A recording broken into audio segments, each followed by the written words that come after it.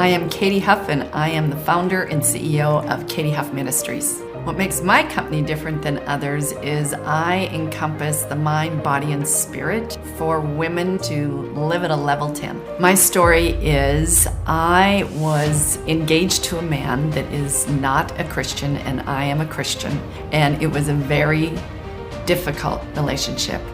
And I'm grateful, through the grace of God, I was able to be set free from settling, shame, and self-betrayal, realizing that God needed to be in the center of my relationship. My purpose and calling on my life is to help other women to be set free and to live at a level 10 where they are using their gifts, talents, and experiences with what is on their heart so they can walk out what God's calling is on their life as well. My no-brainer offer is to have you come to Montana and come to a women's retreat where you will be set free to be, do, and have all that God has called you to be, leaving a remarkable legacy.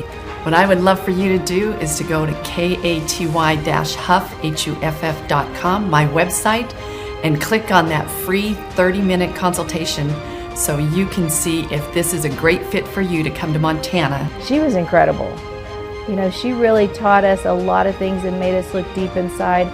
You owe it to yourself to give this gift to yourself so that you can come back and be a better mom. I would really love to hear from you.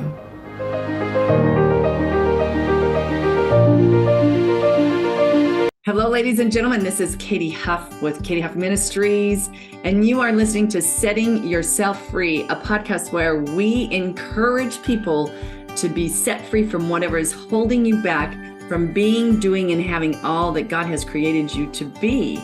And I am so excited to let you know that you can follow me on katy-huff.com, my website, and learn more about my books, coaching, courses, and retreats. You can also hear us on Spotify, Apple, Rumble, Facebook, Twitter, Instagram. You're not going to want to miss Jeanette's story, so you're definitely going to want to follow us on those different platforms. And I am so excited to introduce you to Jeanette, who is my dear friend and is in the past was a teacher. And she has been through some amazing experiences in her life. And to be where she is today is short of a miracle. And I was blessed to meet her at one of my favorite places that I get to go and hang out and have rest and relaxation there.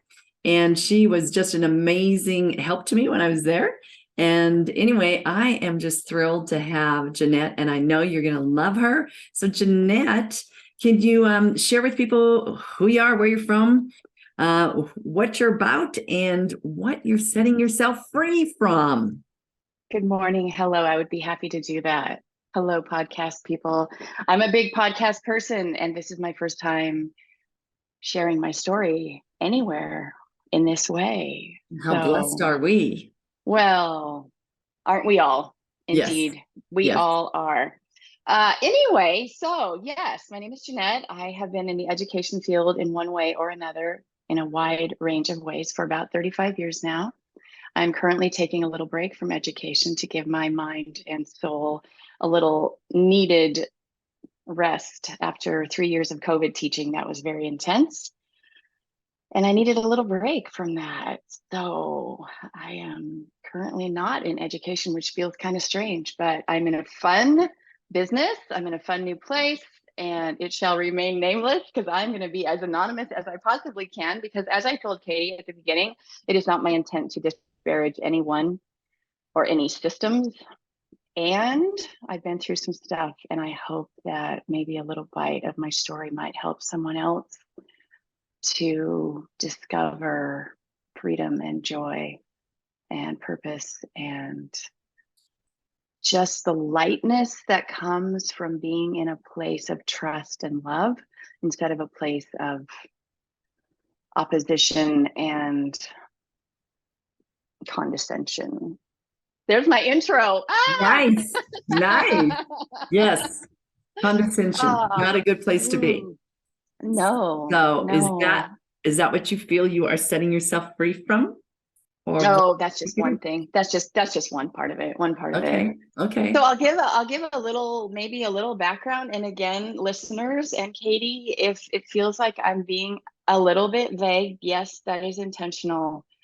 I would like to let my story be detailed, but not so detailed that it feels like a formula, because that's not the point. And my traumas are going to be different than yours, and they might be the same. And that's not the point either. The point is the joy after. Anyway, wow. So I grew up in I guess you could call it a Christian home. I guess you could say that. Both of my parents were first generation churchgoers. They did not come from any kind of religious background systems. In fact, they both came from pretty challenging situations. So when I was a young child, my parents were invited, I don't know, I think it was a Baptist church or something. And we started going as a family. And then they became very, very, very involved for the rest of their lives in various denominations, and found a lot of community, connection. I think they found some personal healing and growth in those communities. I found a little bit of that and a whole lot of something else. Yeah. Went to a Christian university. Pretty standard. This is how you grow up and be a good Christian girl. Here's what you do. Connect these dots. Here's the formula. Again, no disrespect intended, but that's what I heard from the church. I heard from the church, follow these steps. Do not trust yourself ever, because your heart is deceitful and wicked and all that. But trust us, because we know. It was a bit patriarchal, shall we say. Yeah, it was a lot patriarchal. I experienced a lot of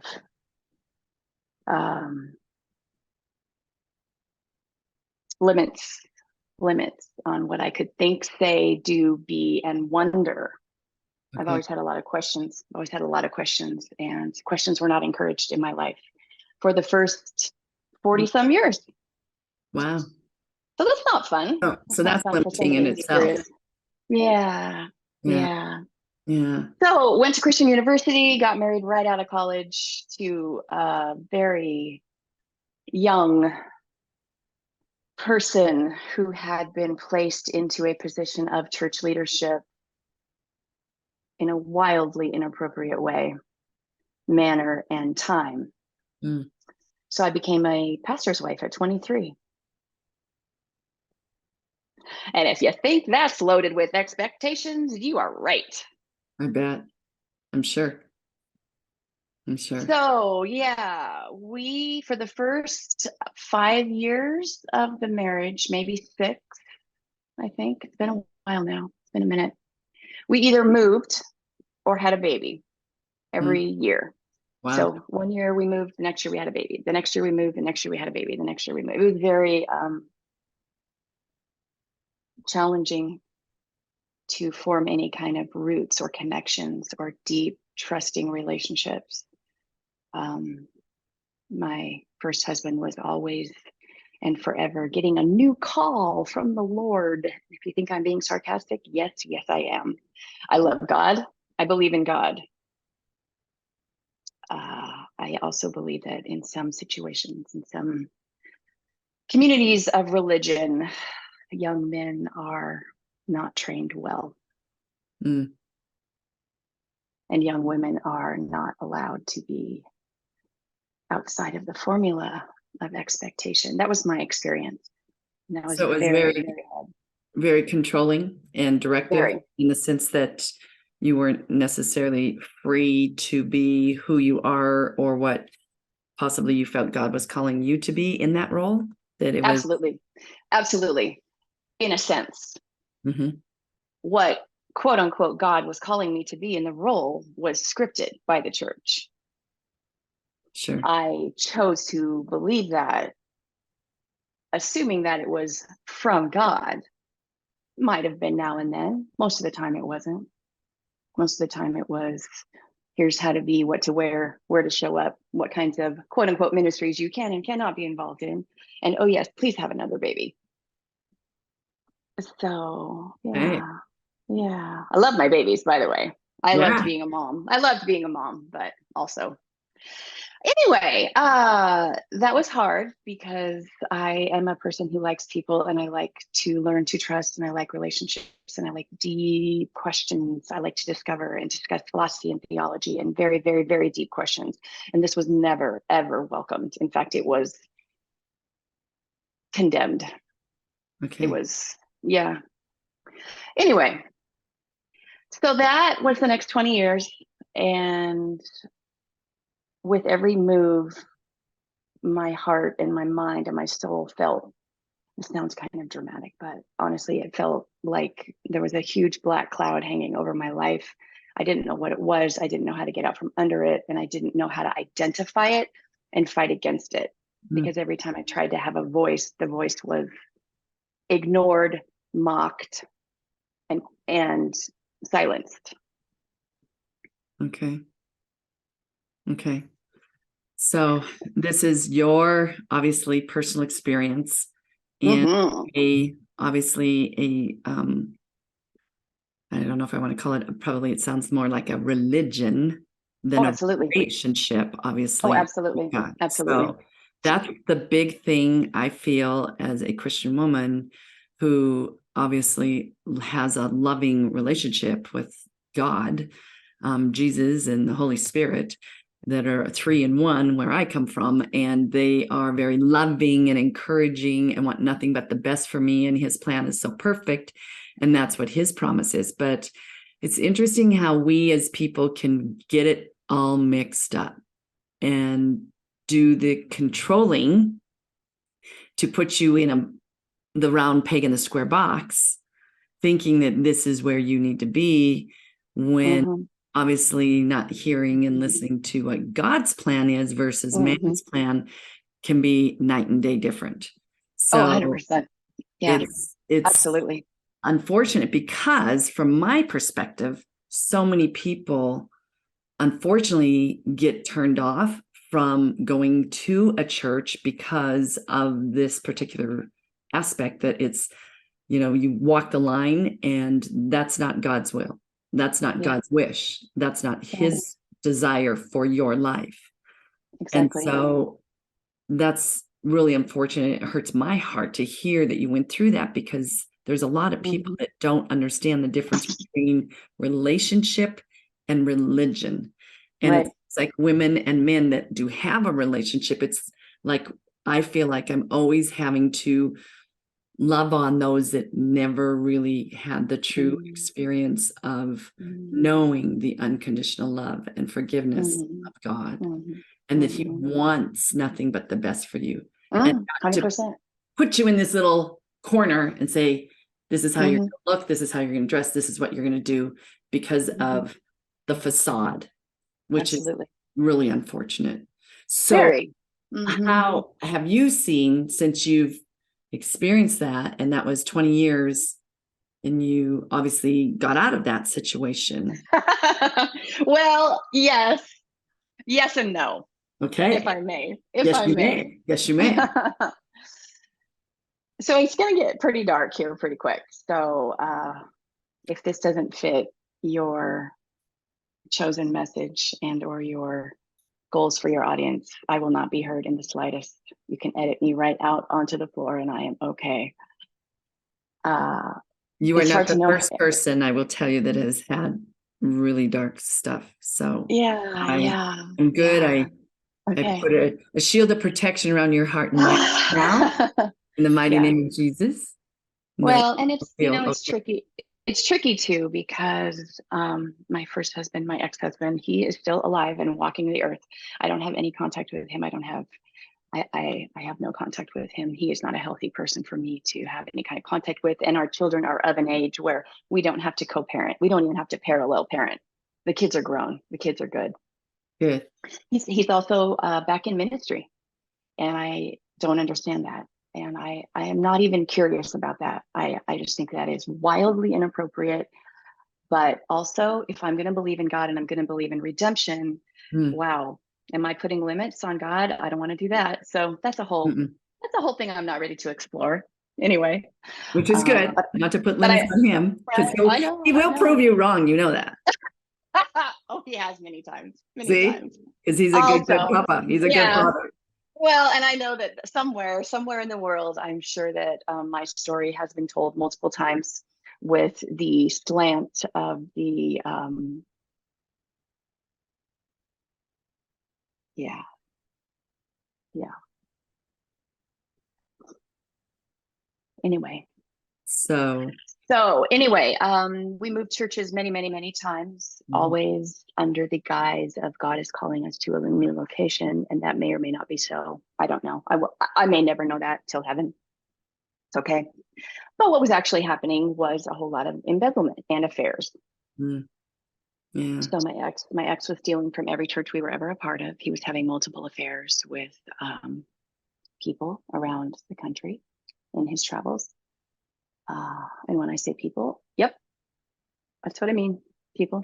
A to Z. That's neither here nor there. That's Right. irrelevant. But it did do a number on my self-esteem when I discovered that little piece of the puzzle. I bet. And I found out about infidelity around year 11 of our marriage on an anniversary trip. And I stayed in the marriage for almost another 9 years, thinking I could somehow be subservient enough to fix this. Isn't that weird? But Mm, that's how I thought. That's what I thought. yeah, it's not weird. That's, It's pretty common, which is yeah, kind of crazy thinking that yeah. we can fix it. But I think with that statement, Jeanette, it's like we look at ourselves as, I know when I have gone through something similar, it was just like, what did I do wrong? And Mm-hmm. it was like, again, our self-worth hits the toilet and we Mm-hmm. take on thinking that, what did I do wrong? And it must be my fault that he's not happy at home. Mm-hmm. And so that is obviously, I had so many friends say to me, this is not about you. Yeah. This is not your problem. It's Right. his problem.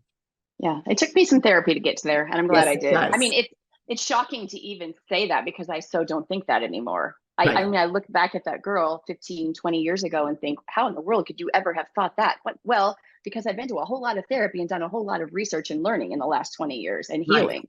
And thank God And we have that. cheers to that. Exactly. Exactly.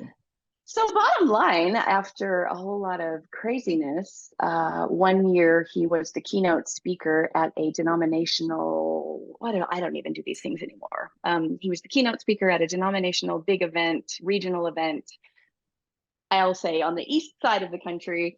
And the next year he was in jail because he had been found out for his 6 counts of felony embezzlement at that church.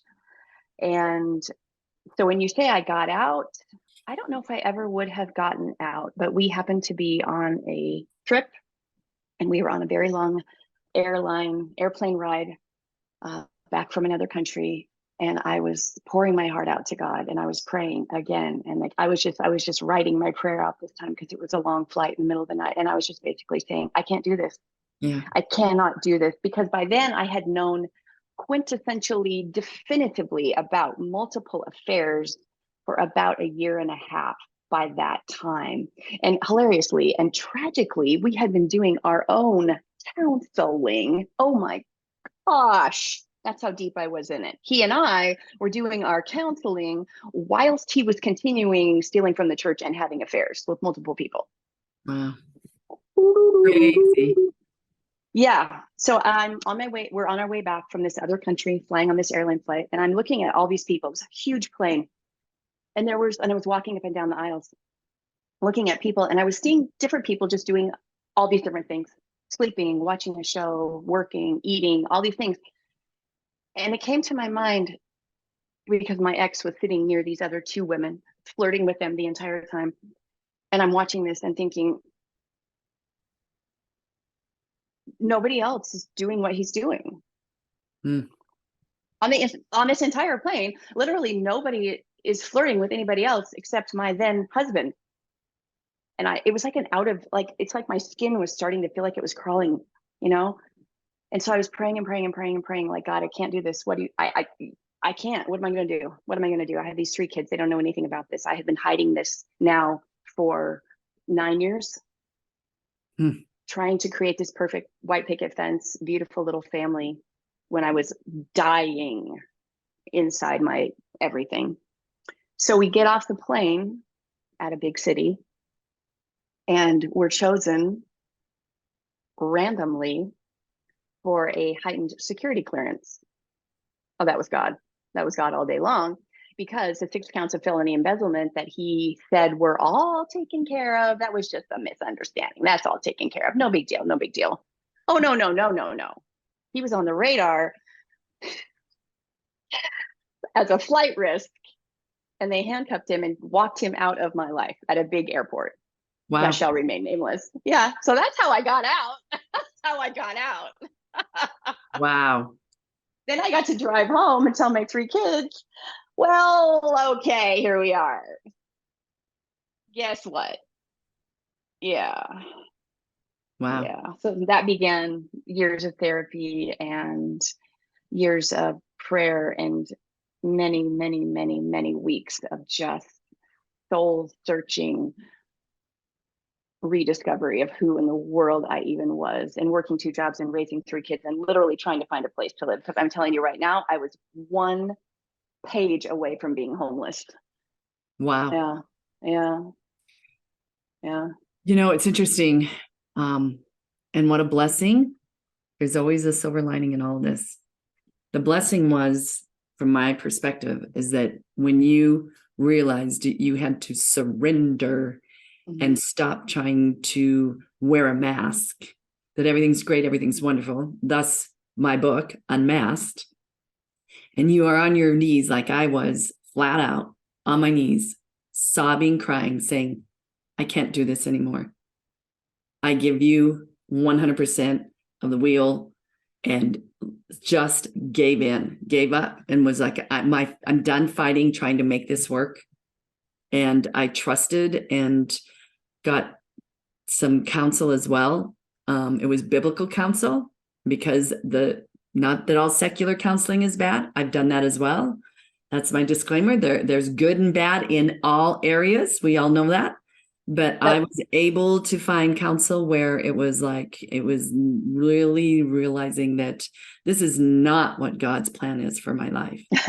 Yeah, a little bit. Because but he gives us free will to stick and stay, to hang in there for 3 more years, to wear an engagement ring that wasn't even meant anything but to block as a sign. I mean, all the things that we do until, I'm the walking, talking example of God's grace and always faithful and always being there, even when he says, okay, I'm going to give you free will. And we make the decisions knowing with, my little guardrail. And I tell people all the time, Jeanette, is peace is the guardrail.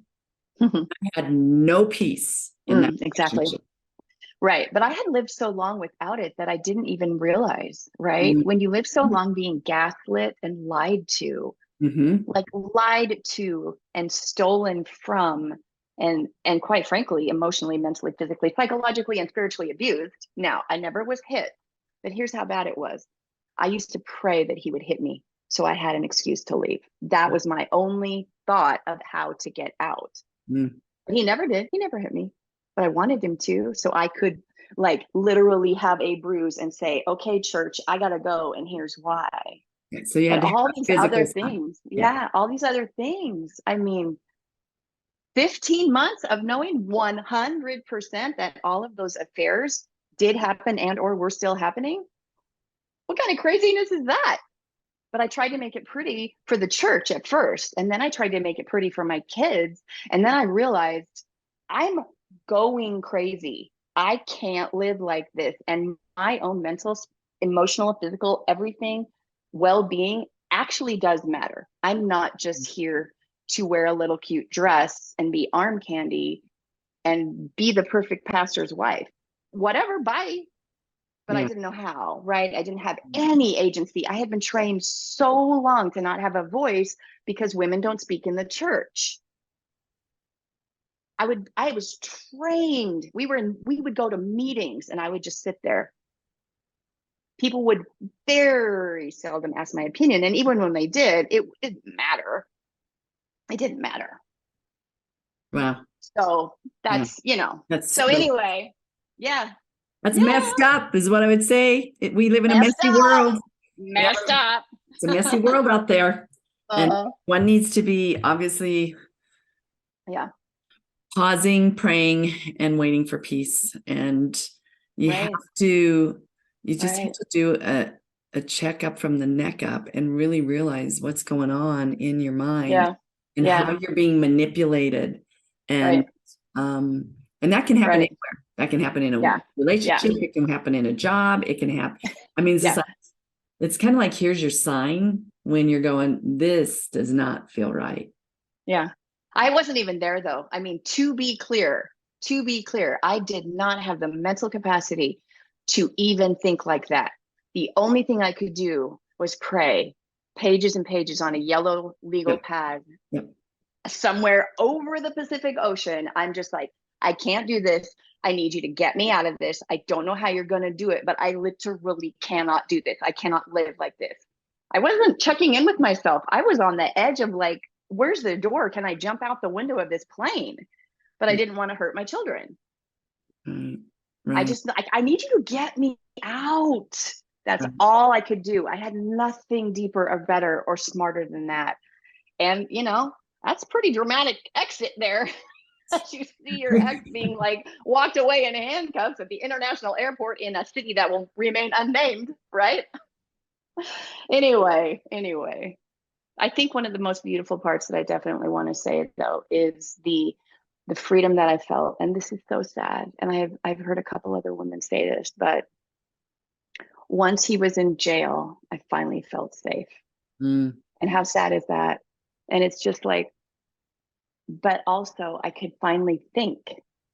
I could finally start to think for myself because I didn't have to play the part. I didn't have to be anybody's freaking wife, let alone the pastor's wife.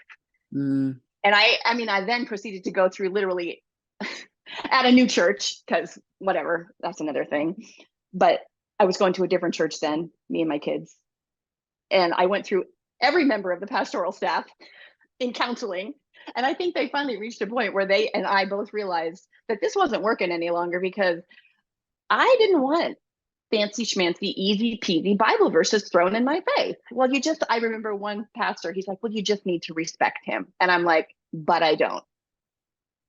Right. What are we going to do now? Right. Well, you just need to respect him. The Bible tells you need to respect him. And I'm like to myself thinking, there's nothing respectful about him. I cannot. Okay. And then they outsourced me to a new therapist who actually taught me some stuff. And I finally was able to be like, okay, you're not a pastor. Now I can talk to you. And he actually did some really intense brain work, EMDR therapy and other things that are absolutely fantastic and worked. Because I finally was like, okay, I'm not going to try to be pretty here. I'm not going to try to be like church correct. I'm just going to tell you how it is. I'm going to tell you how messed up this is. And I need to get help. And finally, I was like, somebody's listening. Somebody's believing me. And he helped like so much. That and praying and crying and praying and crying and praying and crying for like weeks and weeks and weeks. Yeah. And realizing that God didn't love me because I was a wife. God didn't love me because I was a mother. God didn't love me because I was anything on church leadership. He just loved me by myself, crying on the floor. By myself. No conditions. You don't have to prove. You don't have to do. You are loved unconditional. There's no check marks by your name in the heaven screens of Jesus saying, oh, well, you did this, so you're better for this, you're better for this. No, you are good. You are so good without any condition. And that's titles, no expectations. And that is the problem in religion versus relationship is that people get all hung up on, oh, you need to walk this line. Who told you that? It surely wasn't God. It was man.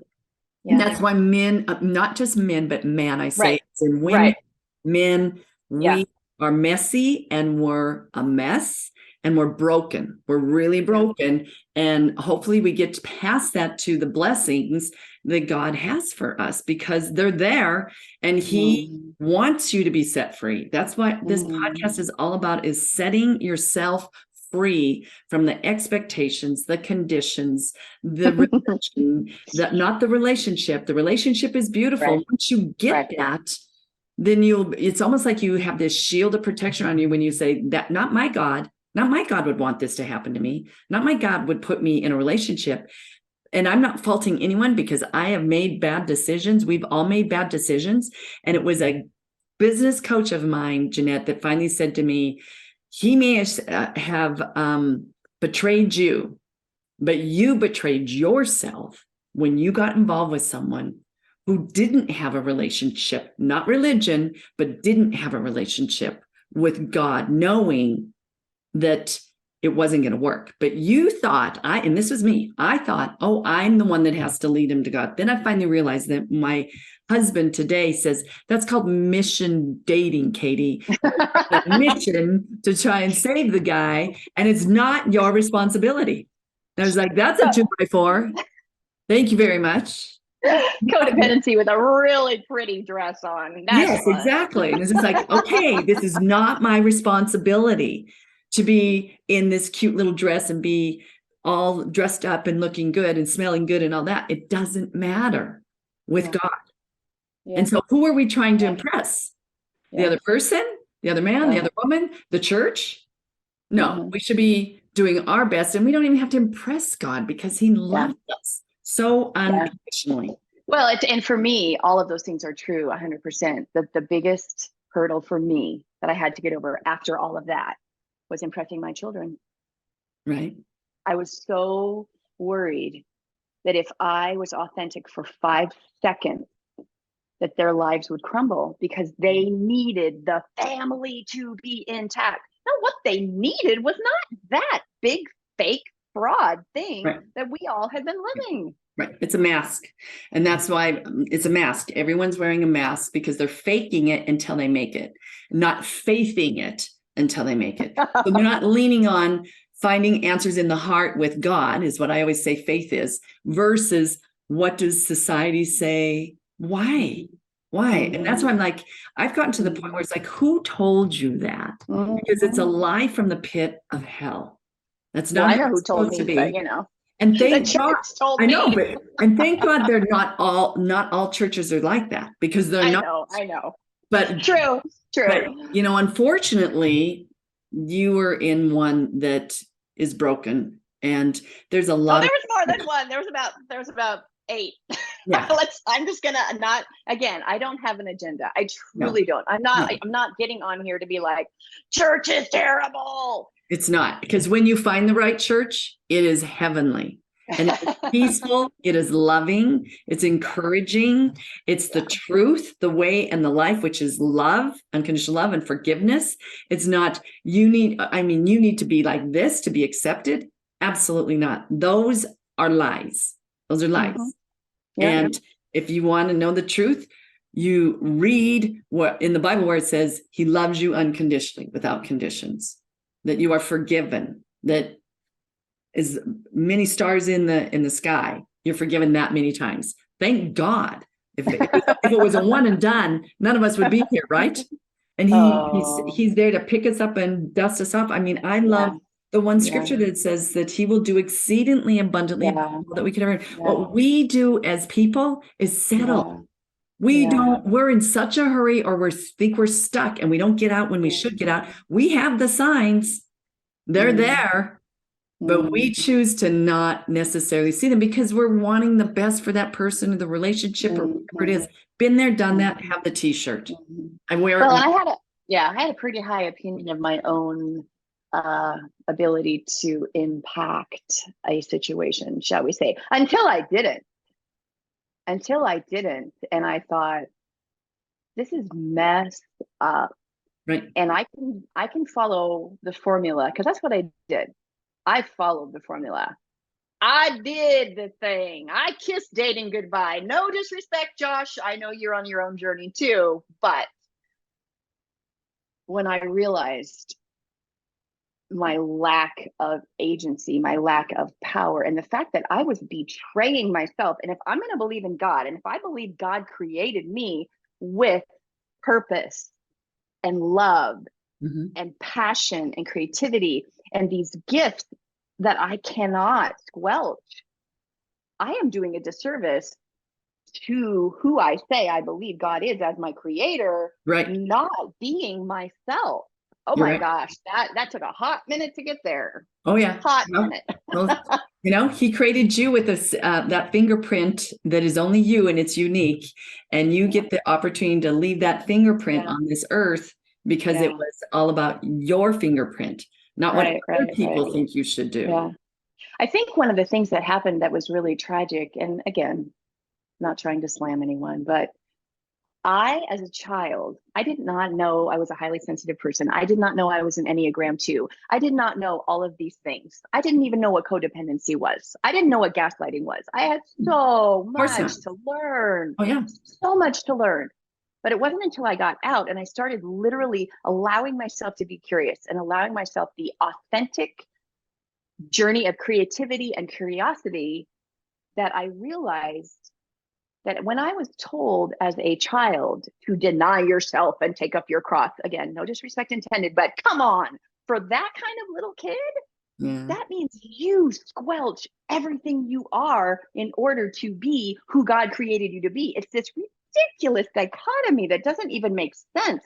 But as this so sensitive little creative spirit, deny yourself. I'm like, okay.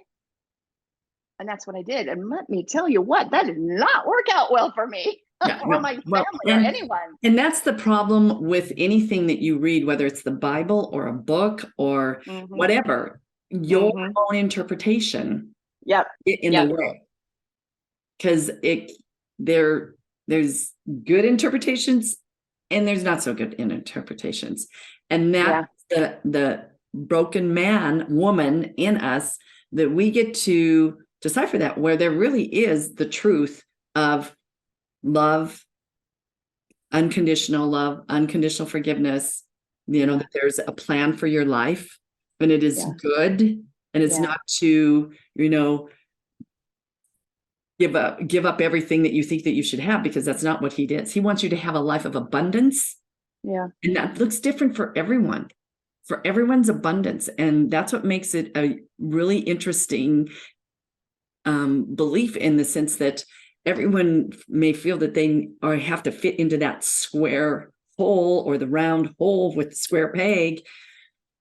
And that's not the case. You don't.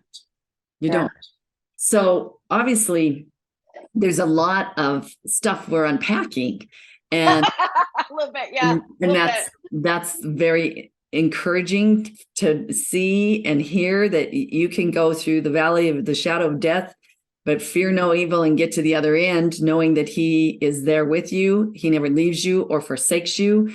Even when when you were crying and saying, I give, when I was on my face and saying, I give, he was there. He was there in that moment and never left me. And even when it was just like crying out to him, he was there. And so people need to know that they're not alone, and that their story is not necessarily unique. The more we have these conversations about setting yourself free. And so what I would ask is, for people that are hearing this and going, oh my gosh, I can so relate. It's just like, what advice and would you encourage people to know that there is light at the end of the tunnel? There is life beyond being betrayed, being with a narcissist. And that's a biggie in our world today. And that's when it's all about me. And once you get beside yourself, what about me? What about me? And realize it's not about me.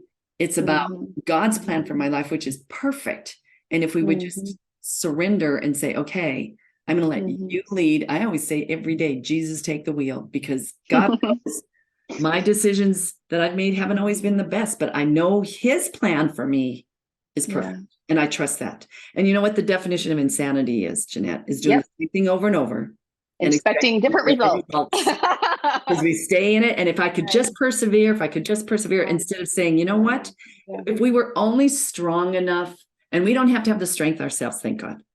His strength. So we use his strength. And that's what his word says, is you can do all things through Christ who gives you strength, his strength. I'm glad I don't have to have the strength. But if we leaned on his strength, we would have had skid marks on the pavement. And probably the first date. Yeah, for sure. Seriously, Oh, if we would have I been got some stories about that. and this is for men and women. I mean, Oh, this isn't just 100%. for women. I look at 100%. some of the things my brother went through or my nephew goes through, and I'm like, you should have skid marks on the pavement because Right. there's brokenness everywhere. Right. So, what advice would you give to be? Well, when somebody shows you, oh, hello, there we are. We had a glitch. I think advice, let's see. Is my audio working? Mm-hmm. Yep, here you good. Advice. When someone shows you who they are, believe them. That's right. It's true. Don't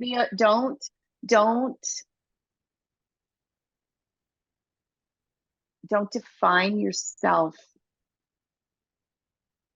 by your relationships if you can. Maybe it's my age, maybe it's the way I was raised, maybe it was where I was raised, I don't know. But I was always somebody's daughter until I was somebody's wife. And then I was somebody's mother.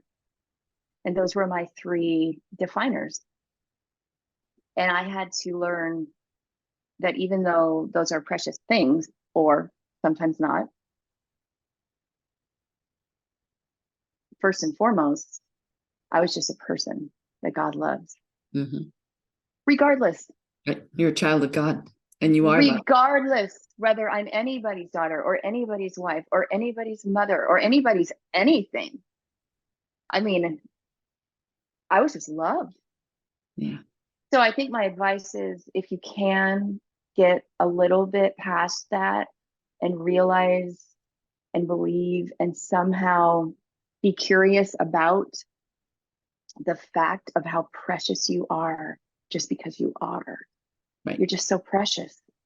And then don't be afraid. God can handle anger. God can handle you yelling at him for as long as you freaking need to yell at him. Yell at him as long as you need to. Tell him how much it sucks. Tell him. Well, and you're not going to scare him away. Yeah, he can see how much it sucks. He can see it.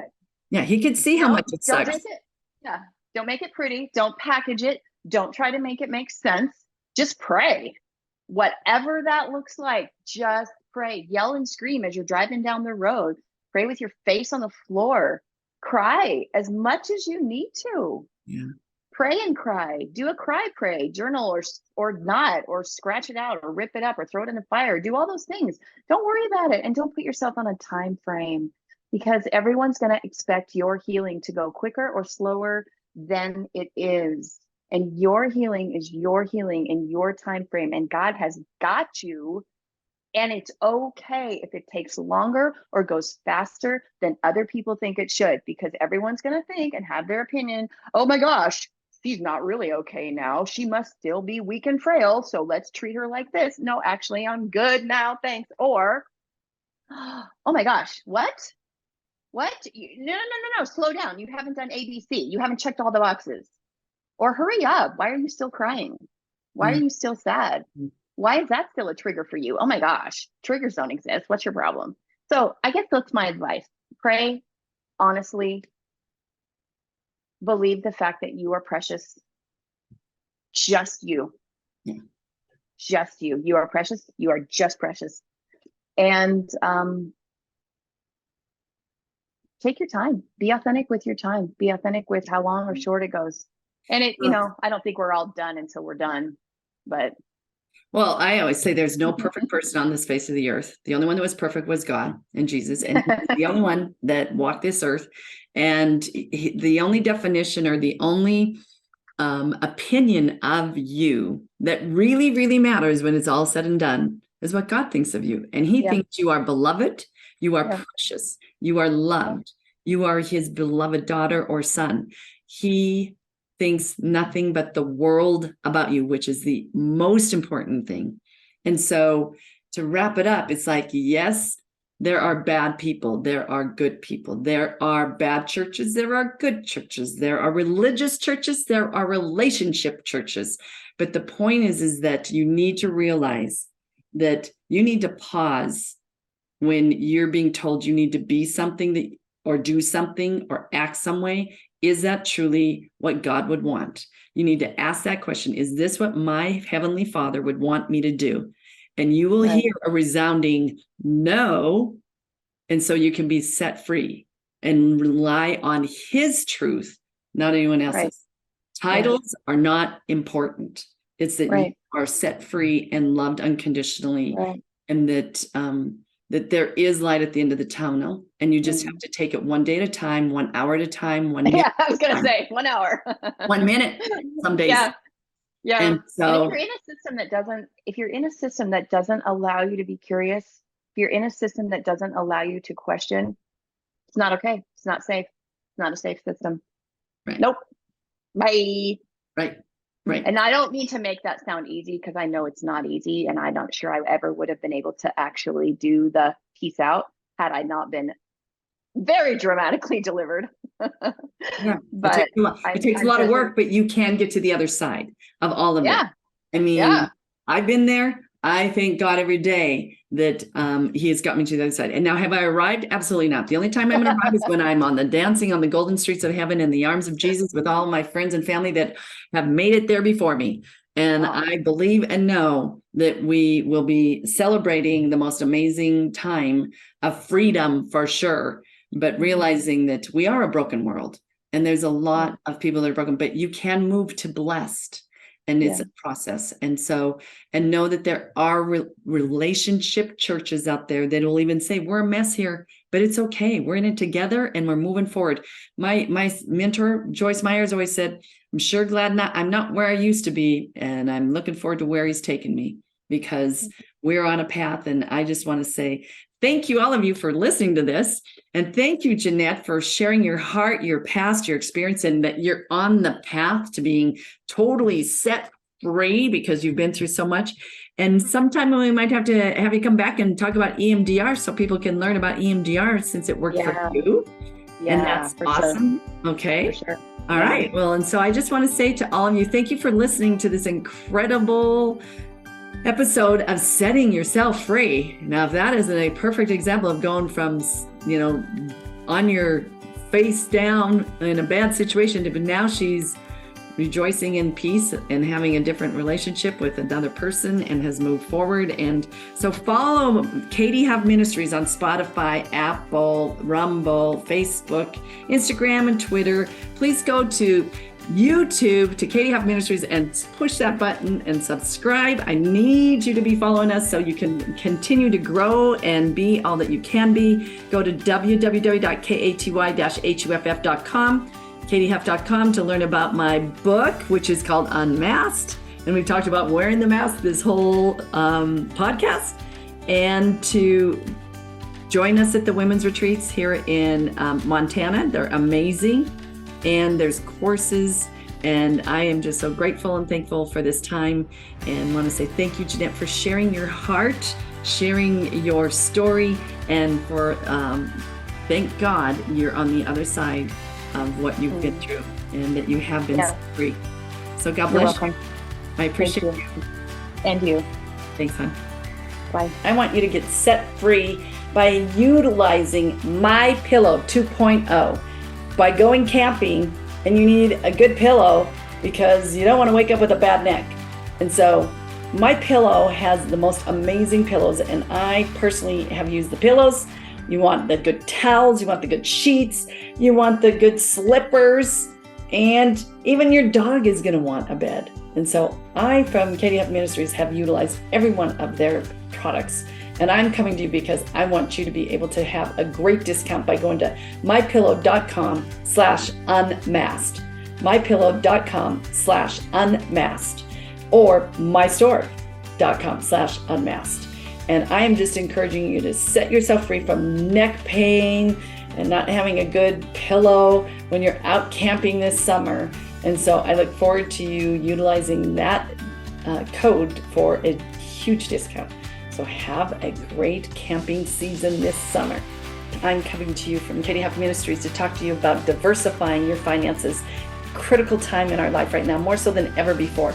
I have been blessed with Kirk Elliott, PhD, who are the primo people that know exactly where to invest your money to keep it safe and be able to get it and use it by having it in silver and gold. So I'm encouraging you to do what I did. Contact them at kirkelliottphd.com and /unmasked. Make sure you do that unmasked because you'll get a discount on the processing, and you're definitely going to want to have a meeting with Kirk and just see how he can help you to secure your future with silver. Have a great day.